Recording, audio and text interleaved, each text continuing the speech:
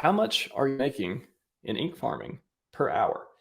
This was, I was thinking about it, and I guess I should have maybe put more. I thought about putting like $5 an hour or like $1 an hour, but I was like, I don't know. I really don't know. I want to see what most people, how they think about this.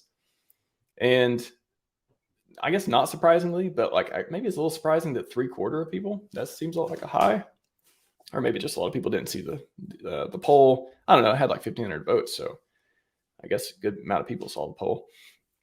But 75% less than $10 an hour. So, which makes sense. If you have, let's go to the app.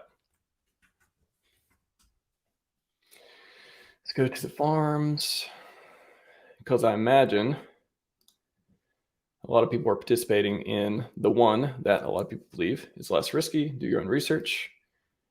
And you go, if you're making 28% APR, and let's say you have, there was that one tweet I think our friend Tommy put out about the distribution. A lot of people, most people sacrificed $1,000 or under for PulseChain, I believe. Don't quote me on that, but that looked like the distribution for it. So if we just put $1,000 here, one day, yeah, I imagine. I don't know. You decide what's worth your time, but that's a lot. So divide that by 24, not much. However, 10K. So now, even then, you're getting like 30 cents or so. So I have to think a lot of people are not participating in this unless they have, for example, 100K. But still, divide that by 24, still like $3 an hour or so. So interestingly enough, it looks like maybe this one is more for whales and stuff, or just people who don't care to earn cents per hour, I guess. And that's one, and you weigh that risk accordingly, and that's what you decided. So that's totally fine.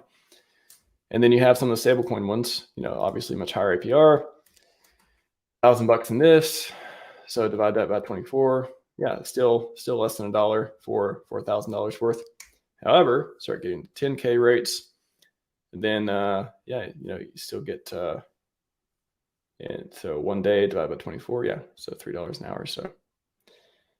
So anyways, that's the interesting thing about the pools. Maybe just a lot of people don't have, yeah. And then you have some of these other pairs. You have the ink pairs, and that I made a tweet too about. You can farm from any of these and then roll it into these other ones, these other pools, and then earn ink on that. And then basically just keep DCAing with, you can earn the ink and turn it into more of it. You can also buy pressure. So if you earn, ink from these pools, and then you want to roll that into here, well, you need to sell half the ink because you got to have equal sides for both on the pairs, or you need to buy as much ink as you earned that you're planning to put on this farm, as much of that as PLS or PLSX, which is buy pressure as well. So there's a lot of different ways to do it. You could roll your ink. You could, in the other farms, you could use it to DCA. You could, if you want to add more to these farms, you can buy more of the other side of the pair to farm the equivalent that you just put in. A lot of different ways to do it. So that was an interesting poll that I ran. And then so $20. So again, 1,500 people, overwhelmingly, most people less than $10 an hour. That makes sense. 75% is a little high, but sure, we'll take it. And then $20 an hour. So now let's look at the rest of it. Let's look at the other distribution of around 25% of people. So what is that, like 500, 400 people or something like that? Hundreds of people who answered this poll. You could have never seen the poll. I'm sure a lot of people have never seen the poll. You could say, look at this data, if people are being honest, hundreds of people are earning between $20 an hour or close to it and $100 an hour per hour farming. That's my point. I'm looking around, when this stuff first came out, that was like thousands of dollars or thousands of percent interest, all this stuff. And then, it became hundreds, and now it's lower hundreds. And no one was talking about this. No one's talking about it. Everyone's like, oh, Pulse, oh, PulseX, oh, single side staking, all this stuff. I'm looking around like, guys, if you have a bag, again, you got to have a bag, and you're looking at, you did the calculations of the permanent loss, you use the calculators, you understand how it works, you understand market conditions, you made your own decision. I'm looking around like per hour. This is not even per day, per hour.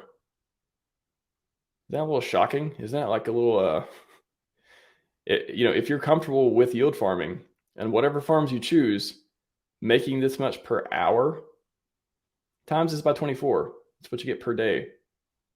It's what hundreds of people, at least hundreds of people, are making hundreds or thousands of dollars per day yield farming based on the current APR, the current ink price, blah, blah, blah.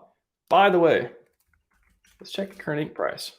It was $4, $17, $81. What is it today? It's $14. So I don't know. Everyone makes their own choices here. You got to weigh your own risk profile, but it looks like hundreds of people are making hundreds and thousands of dollars a day by taking the risk of impermanent loss, understanding what it all means, choosing a pool, and making it. They could be liars. I don't know why they would lie. It's an anonymous poll, but hundreds of people at least are making it. And a lot more people are making, could be making, if they're making $10 an hour, that's $240 a day. It's still making hundreds of dollars per day, even if it was $5 an hour, right? I don't know. It seems like I'm okay with it. I'm certainly not going to tell anyone else what to do, but if you're scared of impermanent loss or whatever, search my videos, search other people's videos. I've talked about impermanent loss. I've had people on the show talking about it. I will have Sloth on this Friday for the LP liquidity provided AMA number 3, and we'll definitely dive into all this stuff, PulseX, Inc., and all this stuff too. I don't know.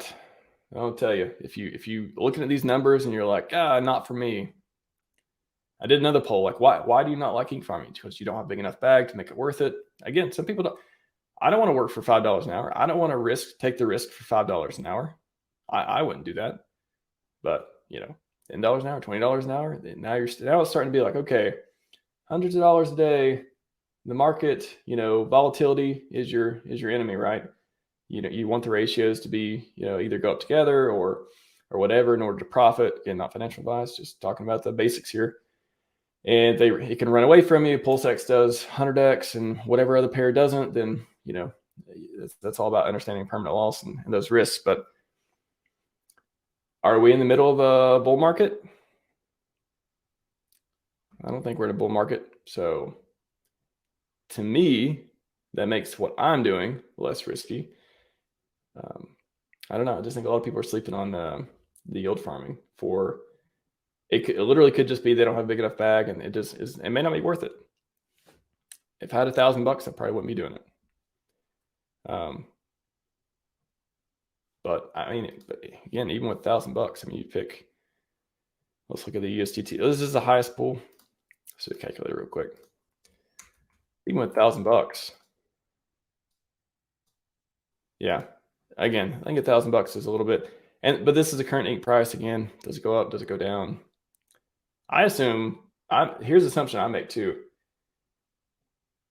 Before you start thinking about, I'm going to quit my job and be a yield farmer, all this stuff, I always factor in. I assume, even from here, I bake this into my decisions, my particular decisions. I bake in 50% drops at least. I'm like, would I be comfortable with making half as much as this calculator says, even after everything's went down all the way? I think that's just something I do. Other people may do it too, but I factor in those conservative estimates as well.